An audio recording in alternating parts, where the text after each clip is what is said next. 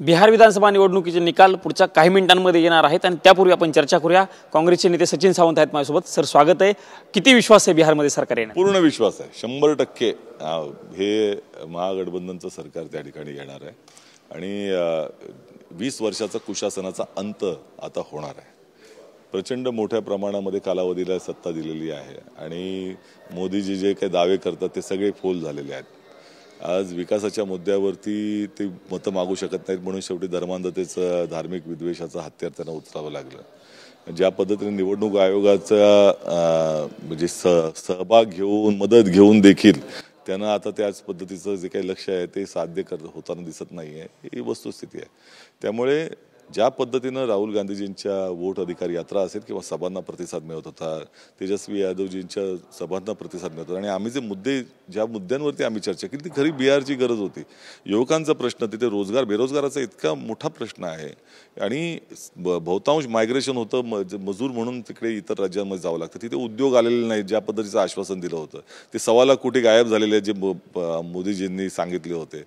पायाभूत सुविधांचा काही इतक्या मोठ्या प्रमाणामध्ये त्या ठिकाणी जी गरज आहे त्याच्या अनुषंगाने ते पोचलेच नाहीत। लोकांना विकासाचा दिसलाच नाही, तो विकास शोधत होते ते, त्यामुळे तो गायब झाला होता आणि त्याच्या अनुषंगाने निश्चितपणे आम्हाला विश्वास आहे की आता या कुशासनाचा अंत होईल। दुसरा मुद्दा जर बघायला गेला तर तेजस्वी यादव यांनी काल आरोप केलेला आहे की प्रशासनातल्या काही अधिकाऱ्यांना हाताशी धरून निवडणुकीचे मतमोजणीमध्ये काही गडबड करण्याचा प्रयत्न नितीश कुमार आणि केंद्रातल्या सरकारचा आणि केंद्रीय निवडणूक आयोगाच्या संगनमताने असा त्यांचा आरोप असा आहे की भारतीय जनता पक्ष कुटिलतेचा वापर करतं, खऱ्या अर्थानं मायावी म्हणावं लागेल आणि नैतिकता हा शब्द त्यांच्या शब्दकोशात नाही।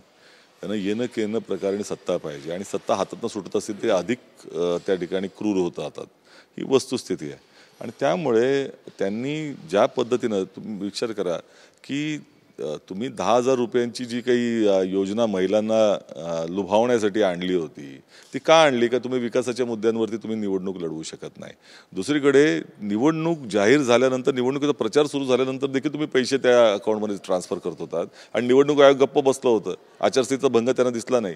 त्यामुळे ह्या सगळ्या गोष्टी त्यांनी सगळ्या प्रकार केलेल्या आहेत, साम दाम दंडभेद, येणं केनं प्रकारेनं आणि अत्यंत खालच्या स्तरावरती प्रचार करणं, अत्यंत खालच्या स्तरावर जाऊन निवडणुका जिंकण्याचा प्रयत्न करणे, सगळ्या करून देखील ते अयशस्वी ठरतात एवढं नक्की। तुमच्या आघाडीकडनं तेजस्वी यादव यांचं मुख्यमंत्री पदासाठी नाव जाहीर केलेलं आहे। एनडीएकडनं नितीश कुमारांचं नाव सुरुवातीला जाहीर केलं, फक्त एवढं सांगितलं की नेतृत्वात निवडणुका लढवतोय, पण जेव्हा लक्षात आलं की किंवा टीका व्हायला लागली तेव्हा त्यांनी अमित शहानी मग स्पष्टीकरण दिलं। त्याचा किती फायदा तुम्हाला तेजस्वी यादव यांच्या नावाचा होईल असं? की पहिली गोष्ट, आता नितीश कुमारजी निश्चितपणे मुख्यमंत्री बनत नाहीत कारण जनतेलाच इच्छा नाही। महागठबंधनचं आमचं जे सरकार आहे ती त्या ठिकाणी येत आहे। दुसरीकडे जर असं त्या मानलं समजा की या संदर्भात भारतीय जनता पक्षाकडे त्याचं उत्तर आहे, कारण त्यांनी प्रत्येक वेळेला अशा पक्षांचा किंवा इतरांचा फायदा उचलला आणि ज्या वेळेला गरज संपली तर वैद्य मरवायचा अशी भूमिका घेतली।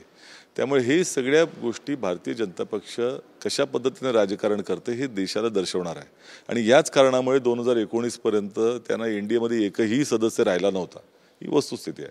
आता एक कुबडी ढासळणार आहे त्यांची, जे आता कुबड्याच समजत होते, आणि हा संदेश जो आहे तो महाराष्ट्रातही जाणार आहे। त्यामुळे कदाचित आपली परिस्थिती काय पुढे होणार आहे, आता अजित पवारांची परिस्थिती पाहत आहे आपण काय चाललेली आहे, कशा पद्धतीने भारतीय जनता पक्षाकडनंच त्यांच्याकडे तीर चाललेले आहेत। तर एकनाथ शिंदे आणि या ज्या 2 कुबड्या तिकडे आहेत त्यांनी नितीश कुमारजींकडे पाहावं। शेवटचा प्रश्न विचारतो, तुम्ही आता म्हणताय कुबड्या ढासळणार, त्याचा परिणाम केंद्रातल्या सरकारवरती होऊ शकतो? निश्चितपणे केंद्रातलं सरकार आधीच 2 कुबड्यांवर आहे, त्यातली एक कुबडी ढासळून विकलांग अवस्थेमध्ये जाणार एवढं निश्चित आहे। धन्यवाद सर, आमच्याशी बातचीत केल्याबद्दल। हे सचिन सावंत होते, त्यांनी विश्वास व्यक्त केलेला आहे की बिहारमध्ये महागठबंधनचं सरकार येऊन तेजस्वी यादव 100% मुख्यमंत्री बनतील असा विश्वास सचिन सावंत यांनी व्यक्त केल्याचं आपल्याला बघायला मिळालेला आहे। कॅमेरामन राकेश कुमार समी, प्रमोद जगताप, TV9 मराठी, नवी दिल्ली।